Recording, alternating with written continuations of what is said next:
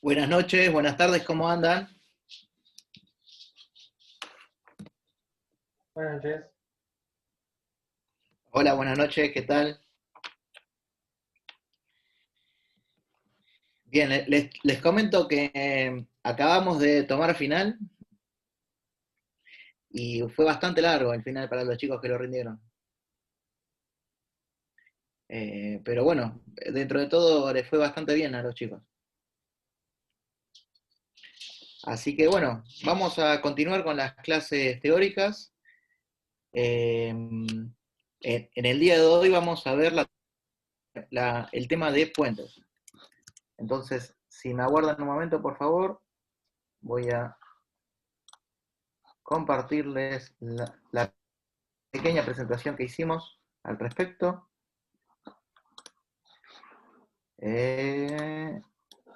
Y bien, vamos a arrancar de a poquito, ¿sí? No sé por qué, pero cada vez que utilizo el Zoom con la presentación en PowerPoint, se me corre para adelante solo. Yo ya intenté arreglarlo en presentaciones normales, pero me pasa solamente cuando uso el Zoom. Es medio raro, pero bueno, vamos a arrancar de a poquito. Bien, por lo pronto vamos a dividir las clases de puentes, de la unidad de puentes, en tres. La primera parte es la que vamos a ver en el día de hoy y posiblemente la semana que viene una parte si no llegamos. Uy. Entonces, básicamente vamos a hablar de los conceptos generales, definiciones, algunas condicionantes de proyectos, materiales, tipologías, y después vamos a hablar en particular de tableros, pilas, estribos y cimentaciones, terminando con los elementos funcionales, ¿sí? Bien, ¿cómo vamos a partir la clase de puentes? Primero vamos a definir que la categoría puentes está dentro de una categoría más global de obras de la ingeniería civil que se suelen denominar en la jerga vial como obras de arte. Y las obras de arte pueden ser tanto menores como mayores, y acá pueden apreciarse cuáles son las distintas obras de arte que tenemos que acompañan, digamos, a la obra de un camino, ¿sí? O de alguna vía de comunicación. Entonces, las alcantarillas, los canales, pueden ser definidos como obras de artes menores, y los puentes y viaductos pueden ser definidos como obras de arte mayores.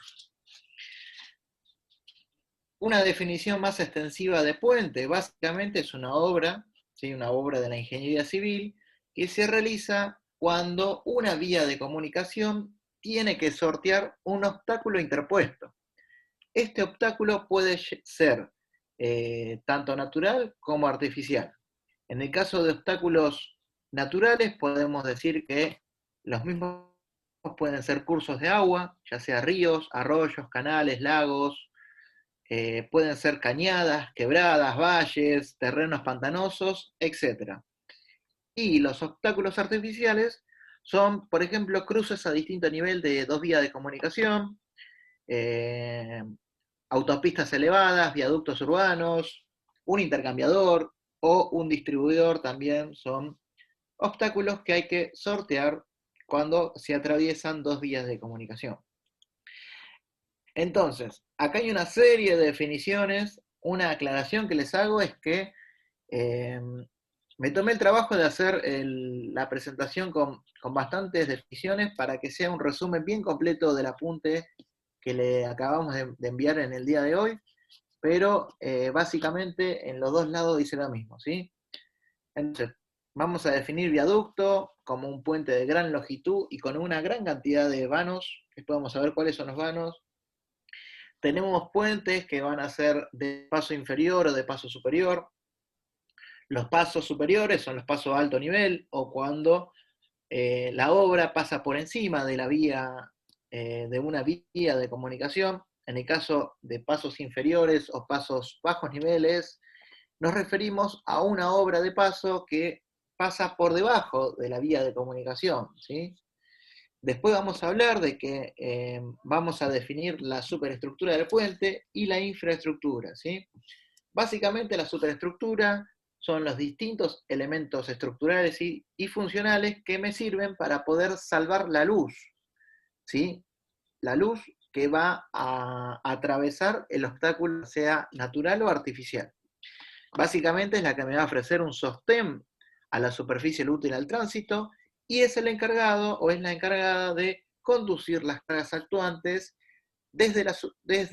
eh, desde los vehículos o las cargas y sobrecargas que están en el puente, en el tablero o en la plataforma, hacia los apoyos. En cambio, la infraestructura del puente son aquellas obras, ¿sí?, encargadas de transferir esas cargas de la superestructura a los terrenos de fundación. Y básicamente tenemos tres grandes grupos, como ya ser los estribos, las pilas y las cimentaciones. Después otras definiciones, que esto ya ustedes lo saben, estructuras isostáticas, básicamente son aquellas estructuras en donde los esfuerzos quedan determinados por las condiciones de equilibrio, o las famosas ecuaciones del equilibrio, y una estructura hiperestática es aquella que para la obtención de esfuerzos es necesario no solamente incluir a las ecuaciones del equilibrio, sino también a las ecuaciones de compatibilidad. Es decir, que empezamos a tener en cuenta las deformaciones que se producen en la estructura y cómo son compatibles esas deformaciones con las solicitaciones. Y dependiendo de la flexibilidad de los elementos estructurales, será mayor o menor sensible, tendrá una mayor o menor sensibilidad a los movimientos de los apoyos. Y esto es algo importante. Un puente es una estructura que puede llegar a tener movimientos y esos movimientos hay que absorberlos o tenemos que transmitirlos con deformaciones. Otras definiciones, bueno, tenemos luz libre de vano, luz libre de cálculo, longitud total del puente y los gálibos. Y esto es bastante importante, que tenemos gálibo vertical, horizontal, gálibo hidráulico y gálibo aéreo. No me voy a detener a hablar de las luz libre de cálculo y de vano, porque eso lo vamos a ver en un gráfico. Lo que sí, el gálibo vertical básicamente que es la distancia vertical libre, ¿sí?, entre el tablero del puente y el obstáculo, ¿sí? El gálibo horizontal es la distancia horizontal, ¿sí?, entre los distintos paramentos, ya sea de pilas y estribos, que delimitan un vano. El gálibo hidráulico tiene más que nada es un aspecto ligado a la hidráulica de los ríos, a la hidráulica fluvial o a la hidráulica de los cursos de agua. Entonces, básicamente, esto es muy importante porque el gálibo hidráulico, perdón, por ejemplo, en la provincia de Buenos Aires lo determina la Dirección General de Hidráulica, la provincia, que depende del Ministerio de Infraestructura, y es, como bien dice acá, la distancia vertical medida desde el pelo del agua hacia la parte inferior del puente. Y básicamente va a responder a ¿qué? A un nivel de las aguas, ¿sí?, que puede llegar a elevarse, y el mismo va a estar asociado a una crecida diseño, ¿sí?, o una crecida asociada a un periodo de retorno.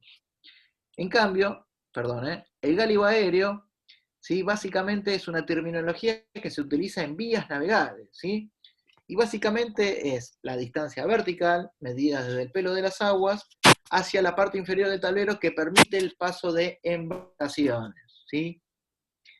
Entonces, ¿qué es lo que tenemos acá? Tenemos un perfil longitudinal de un puente carretero, en donde podemos identificar las distintas partes componentes del mismo, ¿sí? Para empezar, voy a marcar acá, como ven, aguarden un momento, voy a cambiar de resaltador.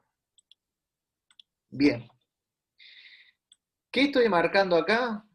Esta es la longitud total del puente, ¿sí? Va a estar medida entre los apoyos. Estos son apoyos. Después, que tenemos acá longitudes parciales, ¿sí?, o distintas luces parciales del puente que puede llegar a tener. Voy a cambiar de color. Después, esto que está acá, ¿sí? Que estoy marcando acá, es el tablero del puente. Y tengo una diferenciación que es básicamente desde esta línea imaginaria, de esta línea que estamos marcando, lo que vendría a ser la superestructura del puente y la infraestructura del puente. Volvemos para atrás, el tablero va a estar apoyado en los puntos intermedios por las pilas, en los puntos extremos va a estar apoyado por los estribos, que en este caso vemos que esto es un estribo, acá tenemos distintas tipologías de estribo, vemos de que está definido el curso de las aguas, ¿sí? Y vemos que tenemos distintos niveles del pelo de agua, ¿sí? Cada uno de estos niveles puede estar referenciado ¿a qué? A un periodo de retorno, ¿sí? O a una crecida, ¿sí? Que se dé cada una cierta cantidad de años. Vemos que toda la infraestructura está apoyada, ¿sí? En los terrenos de fundación mediante cimentaciones. En este caso son cimentaciones profundas, ¿sí? Son cabezales con grupos de pilotes. ¿Y qué más podemos apreciar? Bueno, acá tenemos el nivel de rasante, acá vemos el estribo, ¿sí? Acá vemos dos tipos de estribos, en este caso es un estribo cerrado, y en este caso vemos un estribo abierto, en donde tenemos un derrame, ¿sí? De los terraplenes de mi camino vial. Esto que estoy marcando acá es una losa de aproximación, y bueno, de a poquito vamos a ir viendo los distintos elementos componentes de un puente carretero o un puente, digamos, puede ser ferroviario, digamos, o un puente, digamos, en términos generales. Entonces, básicamente, nosotros hasta la línea de estribos, ¿sí? Vamos a tener la luz total del puente o la longitud total del puente, y entre apoyos vamos a tener la luz de vano, ¿sí? En este caso, desde eje hasta eje, esta es la luz de cálculo que se suele utilizar del vano, y la parte interior es la luz libre del vano, ¿sí? Esta es una sección transversal, ahí podemos apreciar nuevamente un tablero de un puente en donde podemos distinguir mediante esta línea lo que vendría a ser la superestructura de la infraestructura. Chicos, si tienen alguna duda, paramos, ¿sí? Pues yo capaz que no me voy a dar cuenta y capaz que vaya muy rápido, pero la intención es que ustedes vayan entendiendo, ¿sí? Entonces, volvemos nuevamente a esta imagen que corresponde a la sección transversal de un puente carretero. Podemos apreciar distintos elementos componentes como ser esto que estoy marcando acá, que es una consulta hacia ustedes, si alguien me puede responder por el chat, por favor.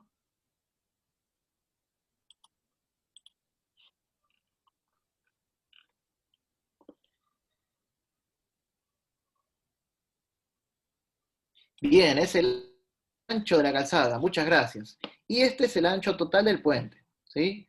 Acá podemos ver que en esta zona de acá tenemos un acceso peatonal, ¿sí? Y por lo general en los puentes carreteros rurales, esto que está acá no se suele utilizar, sino que simplemente queda esta terminación lateral, ¿sí? En donde, acá que vemos, vemos una barrera, ¿sí? Una barrera que en este caso es una barrera flexible, ¿sí? Que está ubicada en la zona del puente. Bien, ¿qué más podemos identificar acá? Bien, por un lado tenemos esto que está acá, vendría a ser la carpeta de rodamiento, ¿sí? Muchas veces la carpeta de rodamiento puede ser una carpeta asfáltica o una carpeta de hormigón. Vemos todo esto que está acá forma parte del tablero del puente. El tablero del puente está apoyado sobre vigas, ¿sí? Estas vigas longitudinales eh, pueden ser de hormigón armado u hormigón pretensado, y acá podemos ver que tenemos vigas transversales o viguetas transversales, que después en la próxima clase vamos a ver algunos modelos o algunos diseños de puente de vigas y vemos por qué se colocan esas vigas transversales. Vemos que,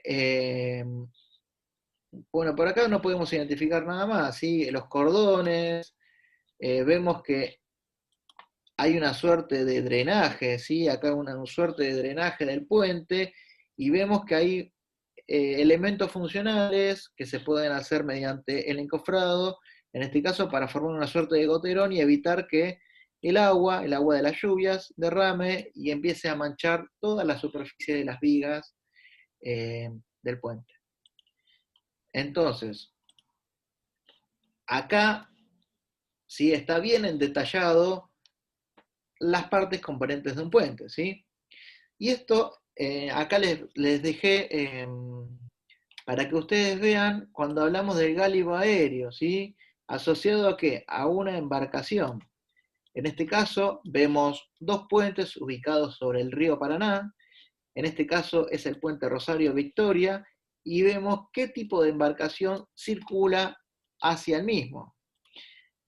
Este es el segundo caso, vemos que es un puente que tiene un menor gálibo aéreo, y la embarcación, en este caso, es un tren de barcazas, empujadas por un remolcador, y lo que podemos apreciar es que, por ejemplo, son puentes de grandes luces, son puentes que tienen una conformación de atirantados con pilones principales, ¿sí? Vemos los distintos tirantes que apoyan sobre los pilones principales, y acá en este otro caso vemos que en la zona de ríos o en la zona de cursos de agua, cuando hay navegación, necesitamos tener elementos de protección para las pilas principales, ¿sí? ¿Por qué? Porque la colisión o choque de una embarcación en las pilas puede generar la ruina del puente. Entonces, acá vemos, por ejemplo, un planito del complejo Zárate Brazo Largo, ¿sí? El puente Zárate Brazo Largo es un puente atirantado, en donde en su vano central, ¿sí? En su vano central tenemos una vía de comunicación que va... Uy, perdón, tenemos una vía de comunicación en donde presentamos un ancho y un gálibo aéreo.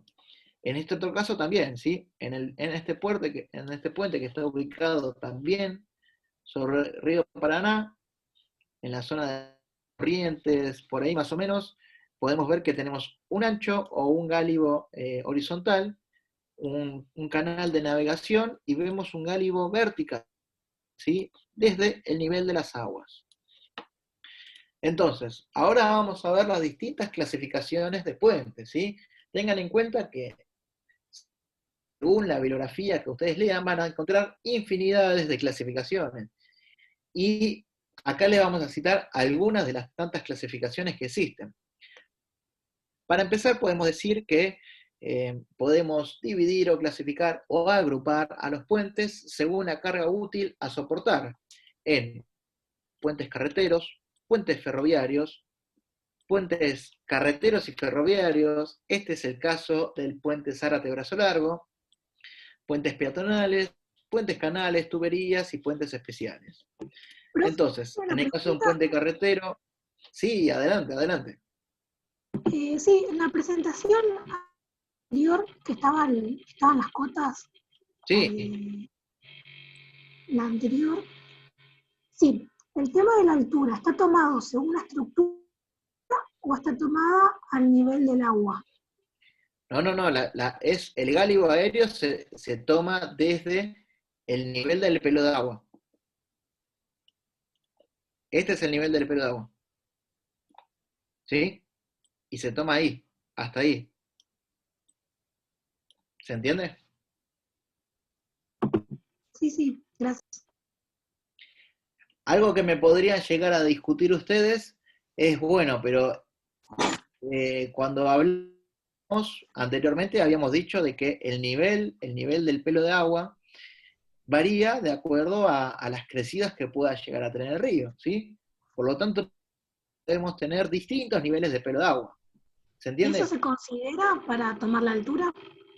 Sí, sí se considera, pero por lo general eh, ya está consensuado, ¿sí? Respecto de un nivel, no sé, de un nivel de reducción o de alguna cota altimétrica, tomamos como punto de referencia y a partir de ahí se mide el gálibo aéreo, ¿sí? ¿Para qué? Para el pasaje de embarcaciones. Porque ustedes tengan en cuenta que esta embarcación que está acá, ¿sí? Va a tener parte de su estructura de buque que va a estar por encima del nivel de las aguas, como claramente se puede apreciar. Y muchas veces el pasaje de estas embarcaciones está limitada por la altura de los puentes.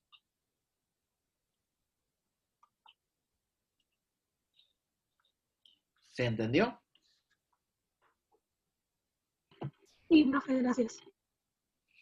Bien.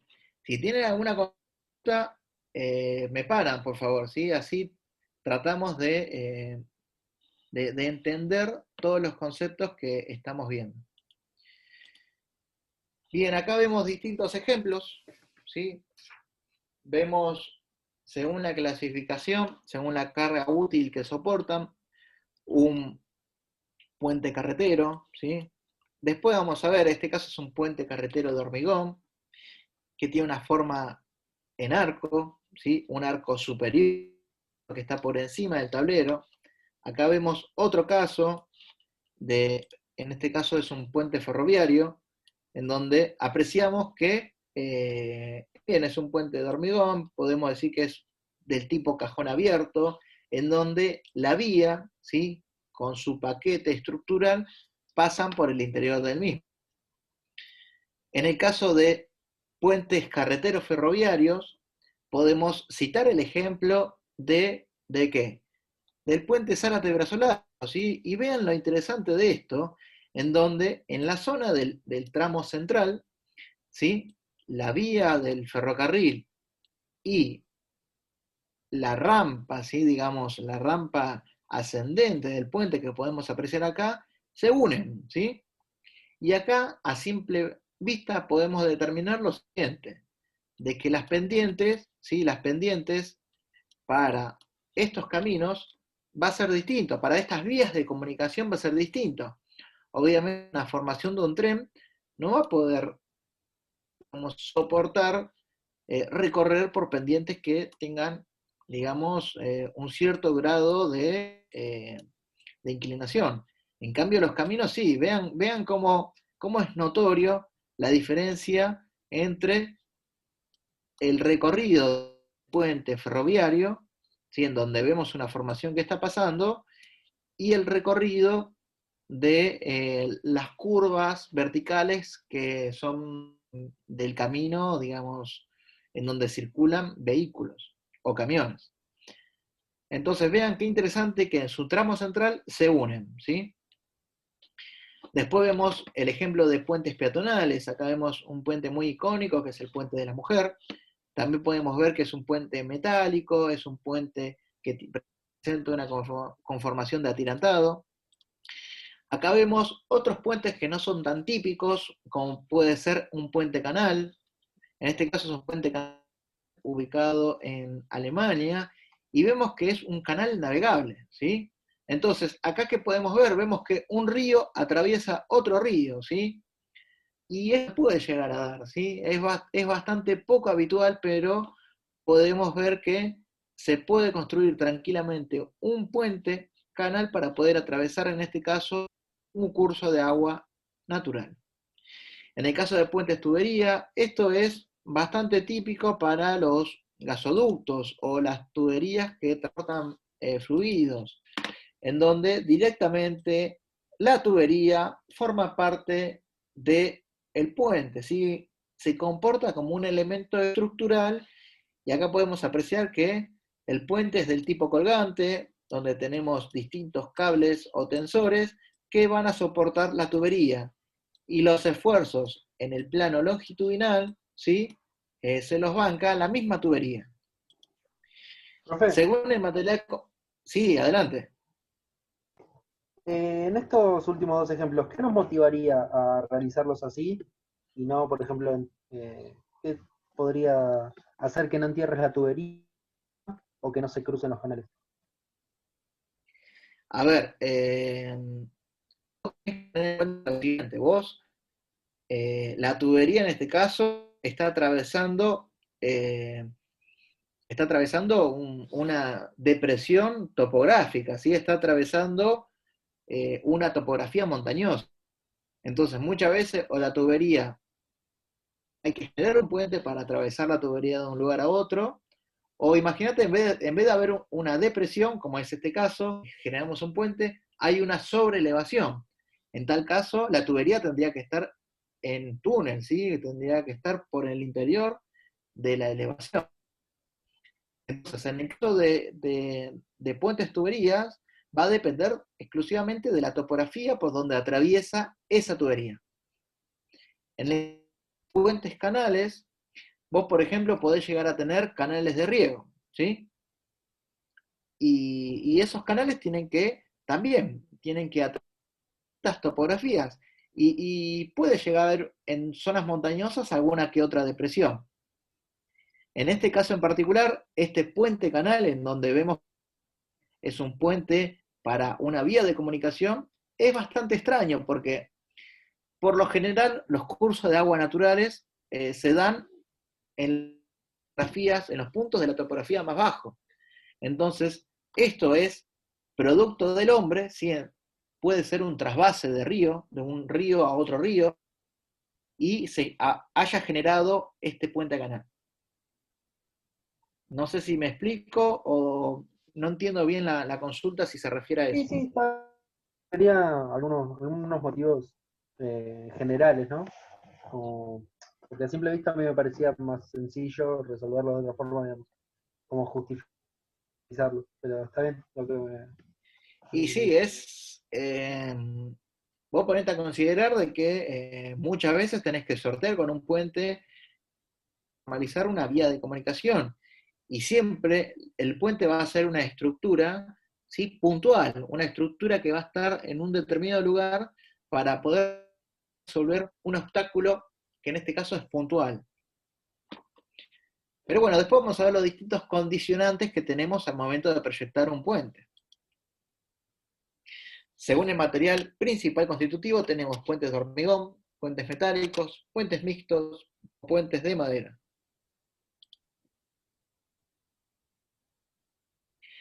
En este caso estamos viendo distintas tipologías de puentes, ¿sí? Puentes de grandes luces, en este caso en el que está a la izquierda, en la figura de la izquierda, es un puente de hormigón, ¿sí? Después vamos a hablar un poco cómo es la forma del tablero, ¿sí? La forma del tablero del mismo. Acá vemos un puente metálico. Este puente metálico se denomina también puente tipo cantilever, ¿sí? Y es un puente que data de diseños digamos, de 1800, de la era industrial y lo demás. Después tenemos puentes mixtos, ¿sí? En donde aprovechamos, digamos, los beneficios del acero. En este caso tenemos vigas de acero y plataformas de hormigón con infraestructura de hormigón. Tenemos puentes de madera. En el caso de puentes de madera, acá vemos un puente de arco hecho totalmente de madera.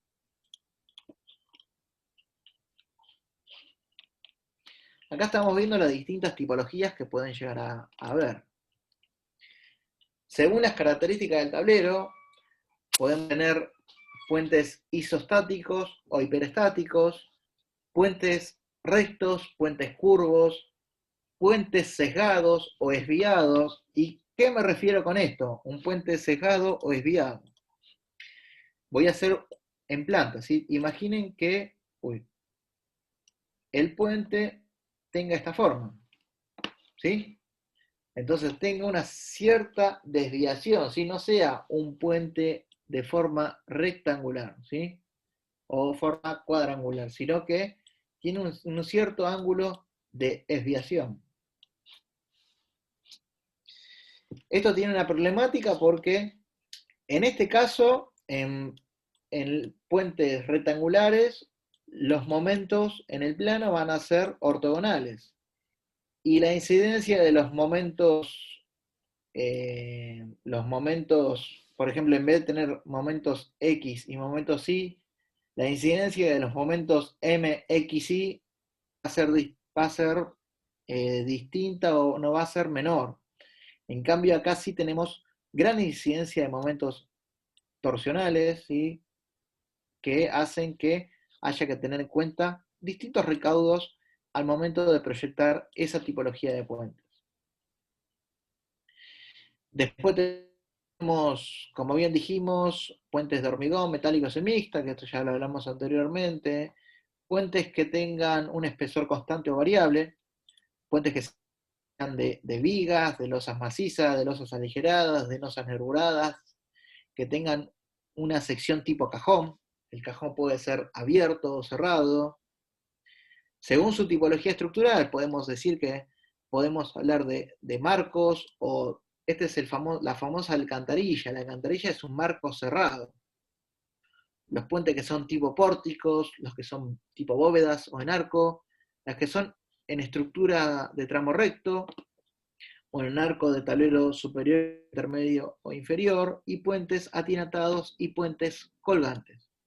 Ahí vemos algunas secciones transversales de todas las tipologías de puentes que les acabo de decir. Vemos que los puentes de grandes luces son básicamente los puentes en arco, atirantados y colgantes. Y bueno, acá vemos algunos ejemplos. En este caso tenemos un puente en arco de hormigón, ¿sí? De tablero superior. El tablero está por encima del arco. Vemos que acá tenemos el valle, o el obstáculo natural que tenemos que sortear, y vemos que el puente apoya en los arcos en estos lugares, ¿sí? Acá vemos puntos de apoyo de los arcos. Esto es muy importante porque en estas zonas donde apoya el arco tenemos grandes concentraciones de tensiones. Por lo tanto, debemos tener suelos o terrenos aptos para poder fundar o poder cimentar estas estructuras, ¿sí? Tengan en cuenta que la infraestructura, en este caso el tablero o la superestructura de lo que estoy marcando acá, de acá para abajo es toda la infraestructura tiene que poder transmitir las cargas desde los tableros o desde la superestructura hacia los terrenos de fundación. En este segundo caso podemos ver un puente en arco con tablero inferior, y acá vemos el punto de apoyo, ¿sí? Del mismo. En el caso de puentes atirantados, vemos los ejemplos que tenemos en nuestro país, como ser el tramo central o el tramo principal del puente Zárate-Brazo Largo, que es un puente atirantado. Acá vemos el puente Rosario-Victoria, que en su tramo principal o en su tramo central también es un puente atirantado. Después vemos que formarían viaductos de puentes de hormigón, ¿sí? Y los puentes colgantes, que son los de mayores luces, como por ejemplo este es un puente icónico de grandes luces, ya sea de tipo colgante, como ser el puente Golden Gate. Entonces, básicamente nosotros podemos decir de que según la luz a salvar, podemos distinguir o podemos seleccionar distintas tipologías de puente, ¿sí? O distintas obras de arte, como ser para pequeños tramos, ¿sí? Para pequeñas luces, hasta 10 metros, ¿sí? Podemos decir que con una simple alcantarilla o con un puente tipo marco, podemos salvar la luz. Después podemos citar a los puentes de tipo losa.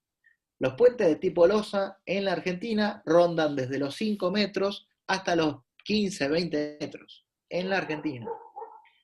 Después, desde los 20 metros hasta los 45 metros aproximadamente, hablamos de que la tipología de puente habitual para esas luces es el puente de vigas. Y el puente de vigas puede ser de vigas de hormigón armado, de vigas de hormigón pretensado y de vigas de hormigón postesado. Por lo general, hoy en día están en desuso las vigas de hormigón armado, ¿sí? Porque, digamos, las pre y post-tesada han superado ampliamente las cualidades del mismo. Algunos ejemplos de vigas de hormigón armado, por ejemplo, tenemos en el viaducto Sarandí, ¿sí? Ese puente ferroviario que es un puente netamente de hormigón y presenta tramos isostáticos y tramos hiperestáticos. Pero bien, por ejemplo, en nuestro país, los puentes de vigas de hormigón postesado no superan los 45 metros de longitud, ¿sí? Y algunos ejemplos que tenemos de esas grandes dimensiones son, por ejemplo, en la zona del Riachuelo, ¿sí? Los puentes ferroviarios de la línea Roca que atraviesan el Riachuelo son, tiene vigas de aproximadamente 45 metros, o las distintas vigas de los puentes de la autopista Buenos Aires-La Plata. Bien, entre los 50 y los 100 metros, ¿sí? O entre los 50 y los 100 metros podemos decir que la tipología actual de puentes es la de los puentes en arco. Desde los 100, y hay una zona gris, también desde los 50 hasta los 100, hasta 100, 150 o 200 metros, la tipología de puente atirantado también puede ser factible. Por último, dejamos para los puentes colgantes los que van a cubrir las mayores longitudes. Los puentes en arco, estamos hablando de que cubren luces de 200 a 1000 metros, ¿sí? Entonces tengan en cuenta un poco eso, que esto está resumido en este cuadro que les acabo de mostrar. Pero bien, ¿cuáles son las condicionantes que vamos a tener en el proyecto de puentes, ¿sí? O en el proyecto de obras de paso, también se le suele decir? Básicamente hay que tener en cuenta de que en todo proyecto de puentes hay que interrelacionarlo con el proyecto de la integral de la vía de comunicación. Y nunca hay que pensar a la estructura del puente como un hecho aislado, ¿sí? Que se pueda proyectar con total libertad en ese punto tiene que sortear el obstáculo, sino que hay que considerar distintas condicionantes, como ser condicionantes funcionales del trazado, geológicos, geotécnicos, ya sea constructivos, económicos, estéticos y medioambientales. A partir de ahora voy a resumir en algunas palabras algunos de estos condicionantes. Por las dudas les pregunto, ¿hay alguna duda hasta acá? ¿Sí? Tengan en cuenta que por lo pronto estamos definiendo las partes componentes de un puente, la definición de superestructura e infraestructura y las distintas tipologías que existen.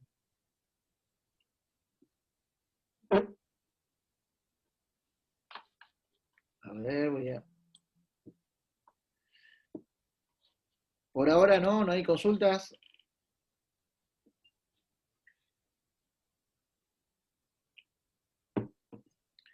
Bien, vamos a continuar.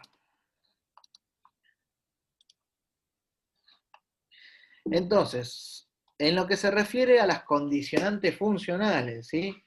Hay que definir la finalidad o la función de la estructura, ¿sí? Teniendo en cuenta cuáles son las condicionantes funcionales esenciales y cuáles son las accesorias. Como por ejemplo, acá vemos un ejemplo de un puente, ¿sí? Que en este caso es un puente ferroviario, en donde vemos que la vía de comunicación pasa por debajo del mismo. Este está ubicado acá en la zona de Quilmes, ¿sí? Quilmes bajo vía Espeleta, ¿sí? Vemos que el gálibo, ¿sí? El gálibo vertical del puente, no corresponde para este vehículo de diseño, ¿sí? Entonces, acá vemos que hay una limitación funcional, ¿sí? Que es para vehículos de un cierto porte, ¿sí? De unas ciertas dimensiones, porque prácticamente el vehículo no puede pasar. Acá vemos que muchas veces tenemos limitaciones en altura, pero también vean lo siguiente, ¿sí? vean la división de las calzadas, ¿sí? Con las distintas manos o los distintos carriles.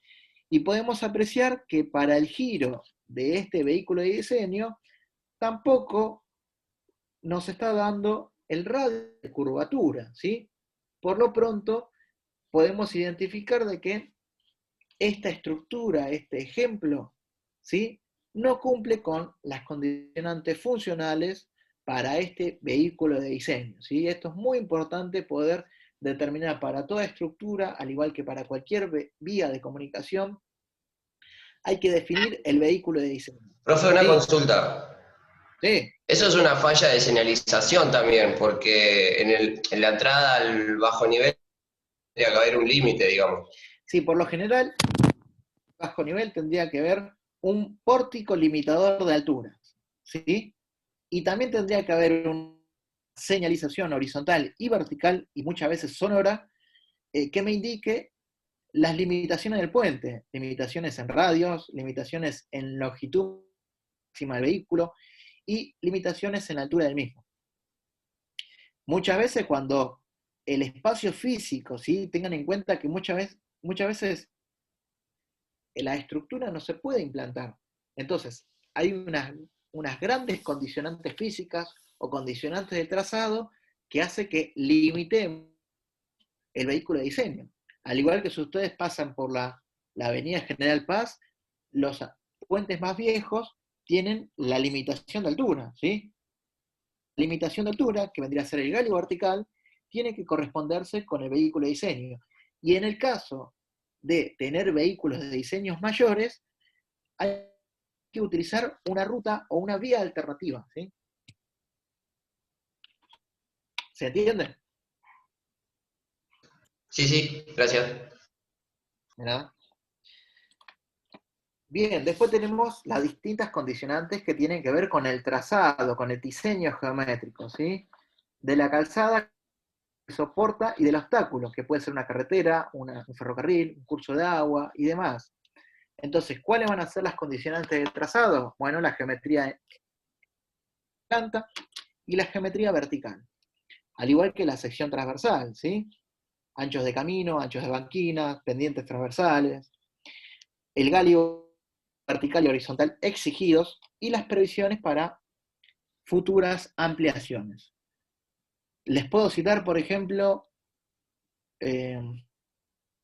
para los que viven acá en la zona de Quilmes, cuando se hizo el ensanche del Camino General Belgrano, existen dos puentes, que uno atraviesa el arroyo Las Piedras y el otro el arroyo San Francisco.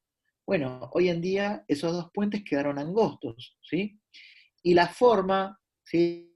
Son puentes muy antiguos, con distintas formas, inclusive con interferencias, porque hay tuberías, ¿sí? De servicios a los laterales, hizo que no se pueda ampliar el puente. Entonces se amplió el camino, ¿sí? Se ensancharon, se aumentaron los de carriles, el camino, pero se estrangula en la zona del puente.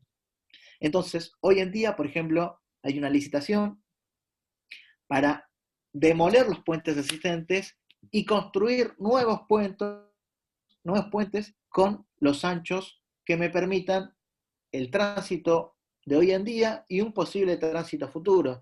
Esto es muy importante, ¿sí? Que también en un puente se debería permitir, si la vía de comunicación, por ejemplo, está pensado hacerse algún carril adicional, el puente también debería tener algún diseño que me permita, ¿sí? Poder ampliarlo, ¿sí? Al mismo. Entonces, vamos a continuar, ¿sí? Respecto a las condicionantes del trazado. Y acá hay que tener en cuenta lo siguiente. En un proyecto de un camino, ¿sí? Por lo general, ¿cómo se hace? ¿Sí?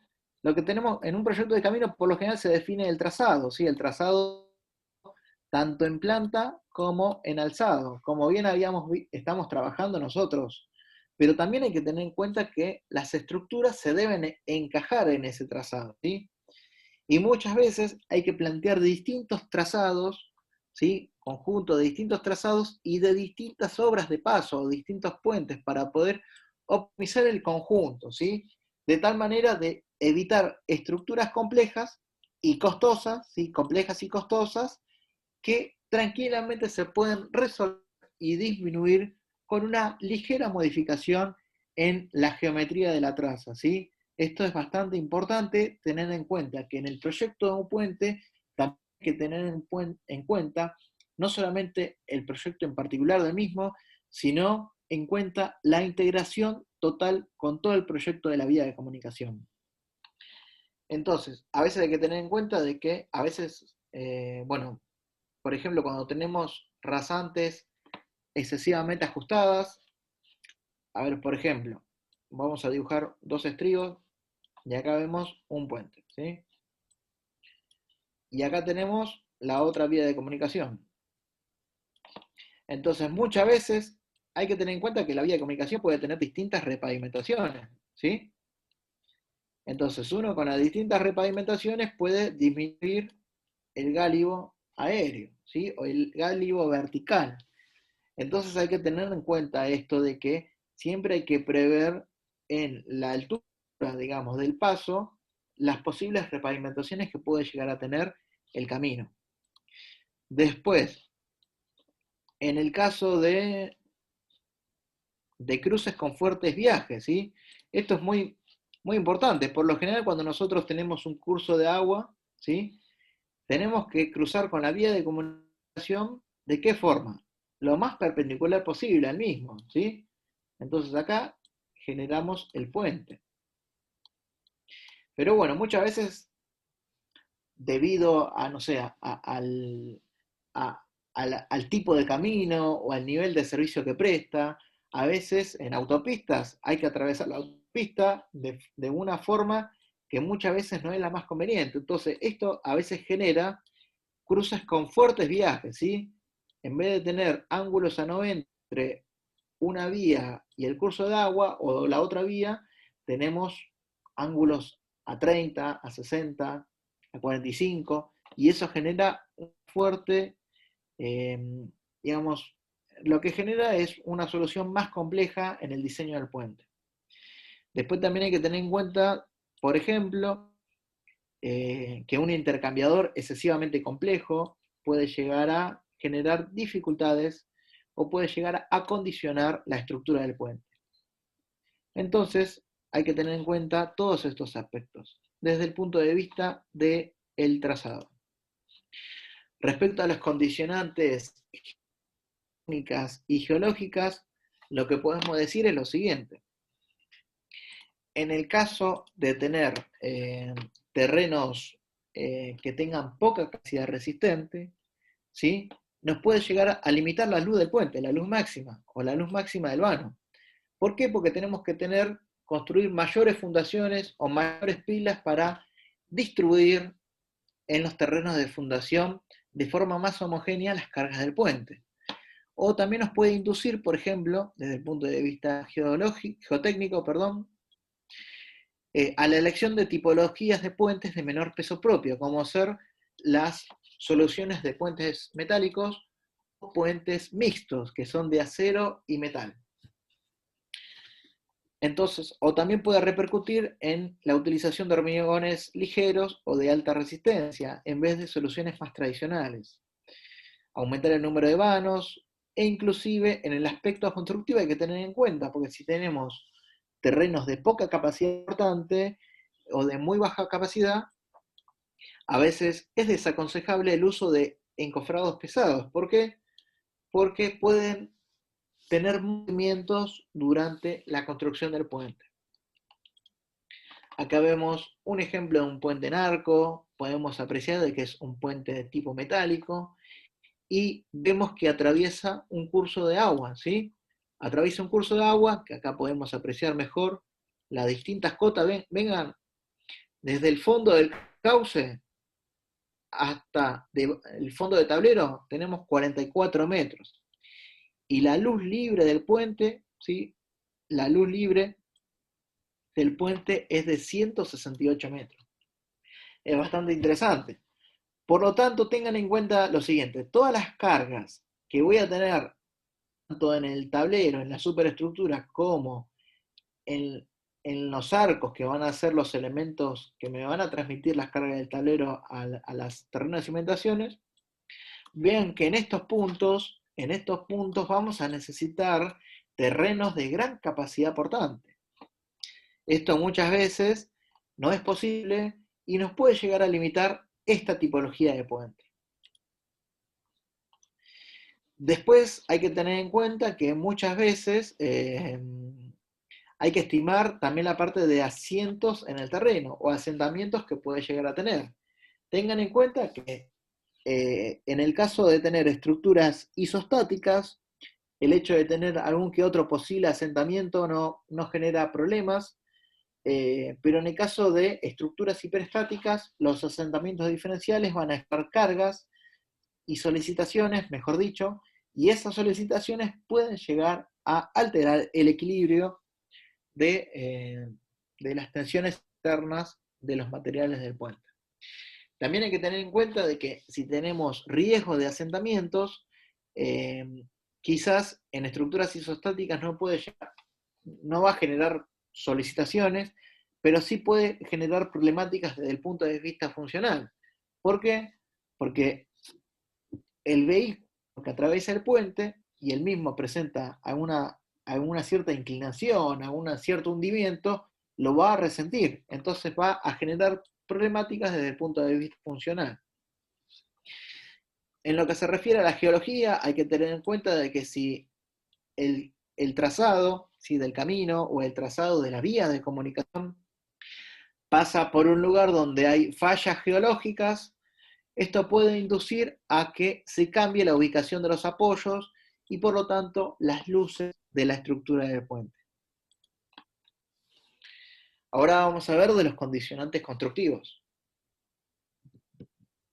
Entonces, básicamente, como bien dice acá, el tipo estructural guarda una íntima relación con su proceso constructivo, ¿sí? Y vamos a tener algunas condicionantes que pueden ser, por ejemplo, la altura de la rasante y la accesibilidad y topografía. Por ejemplo, hay puentes que están en la zona de grandes valles o valles muy profundos, en donde muchas veces es inviable ejecutar puentes con encofrados o puentes que sean accionados mediante mecanismos habituales, ¿sí?, de montaje, y se requiera a soluciones especiales. Y por ejemplo, acá vemos fotos de la construcción del puente Rosario Victoria, ¿sí? Ten en cuenta que la construcción es desde agua. Entonces, acá tenemos una limitación constructiva por el solo hecho de tener a la estructura principal y al viaducto en el curso de un agua, en el curso de un río. Entonces, hay que tener en cuenta que a veces las soluciones constructivas, ya sea de empuje, de manas tardadas, ¿sí?, en viaductos que tengan dificultades de acceso. Y esto no solamente va a alterar la técnica constructiva o el proceso constructivo del puente, sino que también va a alterar o va a tener presencia en el plazo de obra. Tengan en cuenta lo siguiente, si algo que les quiero aclarar, nosotros en lo que se refiere a procesos constructivos no nos vamos a detener mucho en detalle, eso lo vamos a dejar para la próxima materia, ¿sí?, de sexto año, vías de comunicación 2, y también lo que le recomendamos desde esta materia, si alguno está interesado en cursar la materia electiva puentes, bueno, todo lo que son metodologías de cálculo y de proyecto de puentes, y se ve mucho más en detalle en esa materia, ¿sí? Tengan en cuenta que nosotros lo vamos a resumir en 2 o 3 clases, pero esto es algo que se da de forma muy extensa o forma muy amplia en la materia puentes, que está en sexto año. Seguimos con las condicionantes constructivas, ¿sí? Muchas veces hay que construir desvíos provisionales, y desvíos provisionales para ejecutar el puente hay que hacer o vías de servicio, o hay que hacer, como por ejemplo en el caso de de puentes ferroviarios. Muchas veces cuando se ejecuta un paso bajo nivel, hay que hacer un puente provisorio para que pueda circular el ferrocarril por encima del mismo durante toda la instancia que demande la construcción del puente. Y muchas veces estos pasos provisorios pueden ser costosos y peligrosos. Entonces a veces hay que condicionar la metodología constructiva, ¿sí?, al diseño del puente. Y muchas veces la geometría de la traza también. Hay que tener en cuenta que necesitamos tener el espacio suficiente para poder construir el puente. Por lo tanto, muchas veces las limitaciones que tengamos en la traza, por ejemplo en zonas montañosas, me va a inducir a una tipología de un puente condicionada por su método constructivo. Después tenemos condicionantes económicos. ¿Sí? En este caso, la evaluación económica o de un puente hay que tenerlo en cuenta analizando su costo global, ¿sí? No solamente el costo que se da en la parte de proyecto, sino también todos los costos asociados a su construcción, explotación, mantenimiento, uso de demolición, ¿sí? Y muchas veces algunos puentes, como ser los puentes metálicos, requieren de grandes costos de mantenimiento. Entonces, esa es una de las grandes desventajas que tienen los puentes metálicos respecto de un puente de hormigón. En un puente de hormigón, por lo general, el costo de conservación y de mantenimiento es prácticamente nulo. Entonces, va a depender de un montón de factores, acá están numerados, como ser, por ejemplo, depende también de las leyes de oferta y demanda, ¿sí? En donde a veces en algunos países, por ejemplo, es más barato construir puentes metálicos, en otros países es más barato construir puentes de hormigón. Nosotros, en nuestro país, estamos muy habituados a construir todo con hormigón, edificios de hormigón, puentes de hormigón, y todo lo que se venga de hormigón. En cambio, no estamos tan habituados a construir edificios de madera o edificios metálicos, y tampoco puentes metálicos. Bien, esto tengan en cuenta todo lo que dice acá respecto a las condicionantes económicas. Voy a continuar y se lo dejo para que los lean ustedes. Condicionantes estéticos. Esto tiene que ver más con la arquitectura del puente o el diseño arquitectónico que va a tener el puente, ¿sí? Y hay que tener en cuenta que una estructura se debe integrar con el entorno y tiene que ser agradable al usuario, ¿sí? Un puente,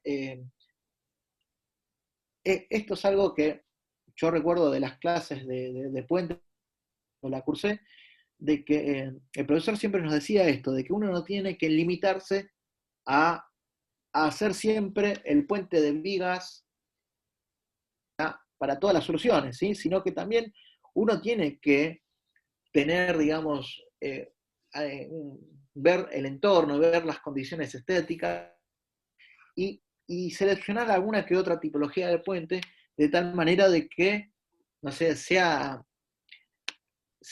un hecho, digamos, la obra sea un hecho, digamos, que se distinga o que sea icónica el lugar donde va a ser emplazada, ¿sí? Entonces, muchas veces una buena estructura o una estructura estéticamente agradable no tiene por qué ser la más cara, sino que hay inclusive pequeños aspectos o pequeños detalles que hacen de la estética de la estructura. Y esto está dado para cualquier obra de la ingeniería civil, como ser buenos acabados, el diseño y ejecución de los remates, ¿sí? O las terminaciones, y todo lo que tiene que ver con dispositivos, ¿sí? Siempre hay que evitar que el agua escurra por los paramentos, porque muchas veces el agua que escurre de forma incontrolada va a generar manchas, por ejemplo, en los estribos de un puente, y eso va a generar aspectos estéticos negativos.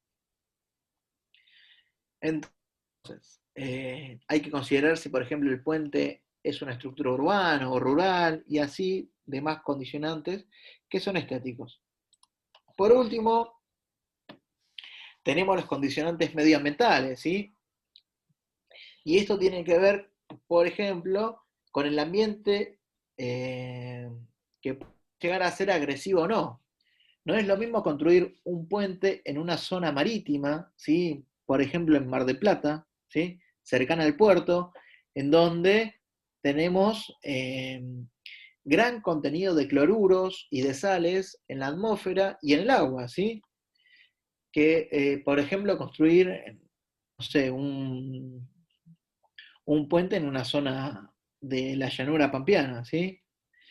Entonces hay que tener en cuenta, por ejemplo, cuando tenemos atmósferas agresivas, muchas veces se recomienda tener una solución de pretensado porque mejoramos el control de la fisuración y una estructura pretensada se deforma menos, por lo tanto se fisura menos y por lo tanto ingresa menos todos estos agentes agresivos. Después hay que tener en cuenta que, por ejemplo, las soluciones metálicas o mixtas pueden ser desaconsejables frente a las soluciones de hormigón porque tienen mayores costos de conservación y de mantenimiento. Cuando tenemos cursos de agua, hay que tener en cuenta de que pueden llegar a haber socavaciones y, por lo tanto, hay que condicionar, por ejemplo, las formas de las pilas y la forma de los estribos para minimizar el mismo. Y por último, hay que tener en cuenta de que, por ejemplo, muchas veces es conveniente reducir el número de juntas de dilatación del puente para evitar de que sean potenciales caminos del paso del agua.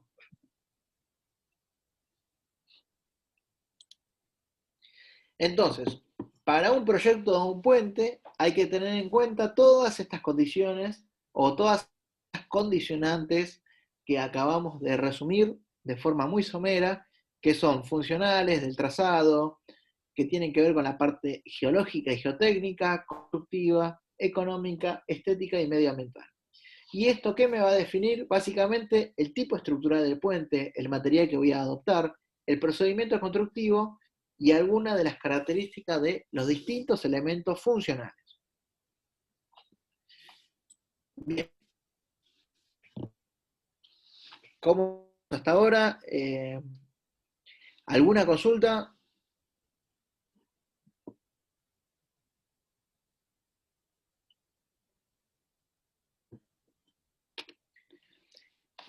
¿Seguimos para adelante o...? A ver. Ok.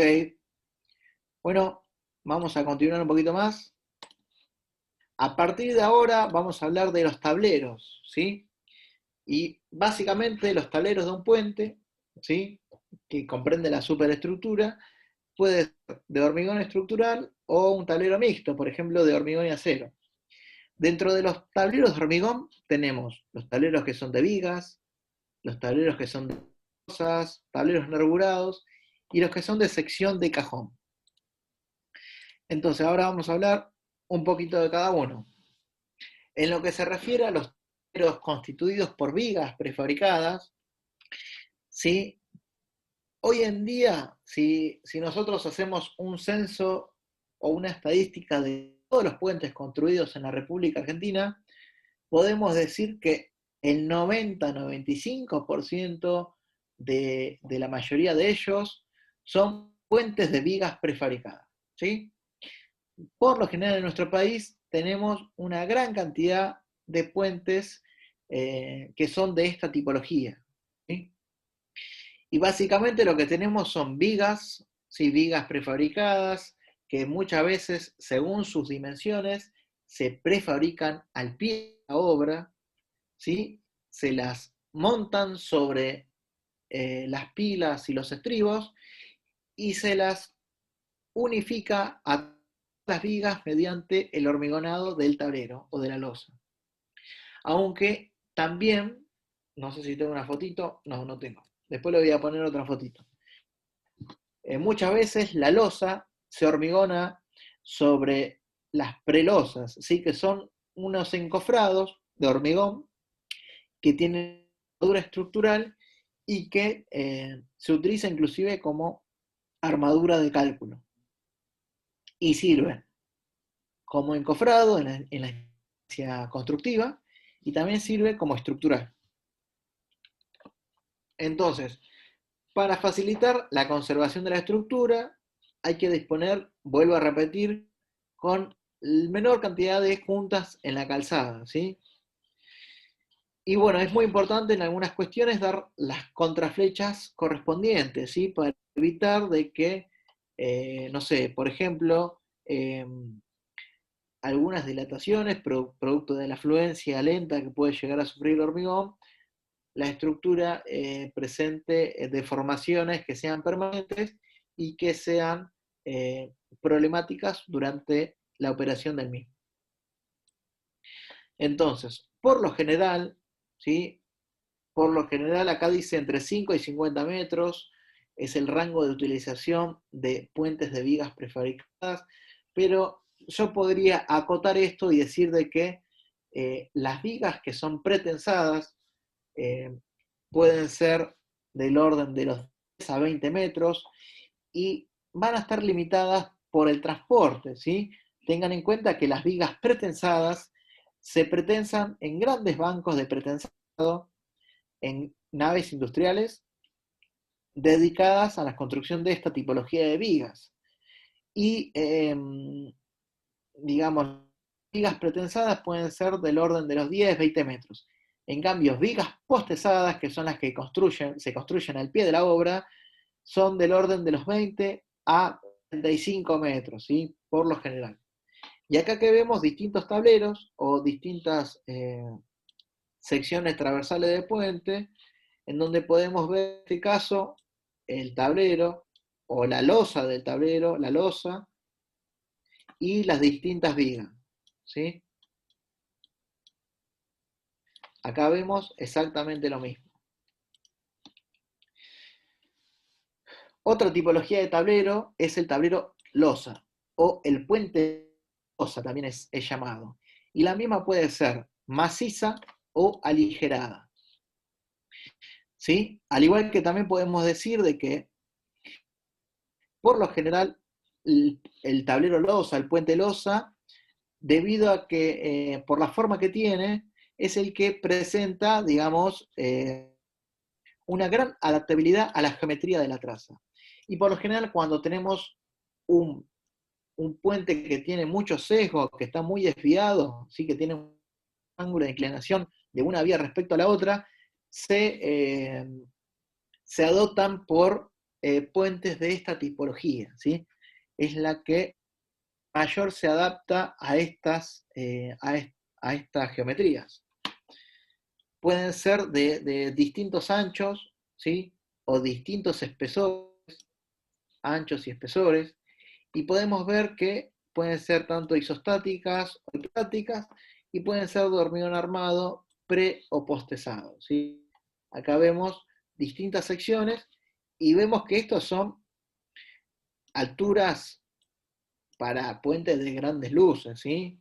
Tengan en cuenta que acá en la Argentina los puentes losa, ¿sí?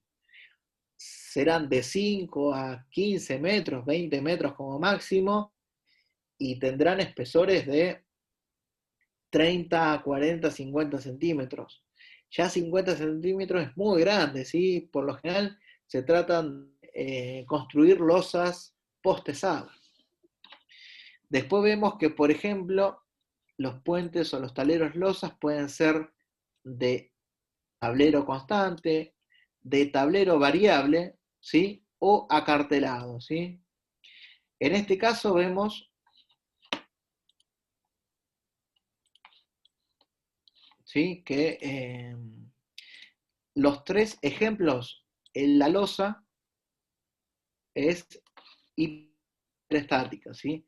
La losa es hiperestática, por lo tanto, los momentos fluctuales van a ser de este tipo. Disculpen que no salga tan prolijo, pero cuando nosotros hablamos de tableros de 30 a 35 metros, estamos hablando distancias desde acá hasta acá, ¿sí? para losas hiperestáticas. Entonces, acá vemos un rango de utilización de tableros de tipo losas, aunque esto está dado por la bibliografía, pero en la Argentina no es habitual, sino que trabajamos de hasta 20 metros, esto es más habitual, y acá vemos un ejemplo de una alcantarilla de hormigón, ¿sí? En donde vemos una estructura tipo marco, pero la tapa superior de la alcantarilla es una losa, ¿sí? En este caso es una alcantarilla de una celda. Después, cuando veamos la parte de drenaje, ¿sí? De drenaje vial, vamos a hablar más en detalle de las alcantarillas y de los distintos órganos de evacuación de las aguas pluviales que tenemos en vías de comunicación.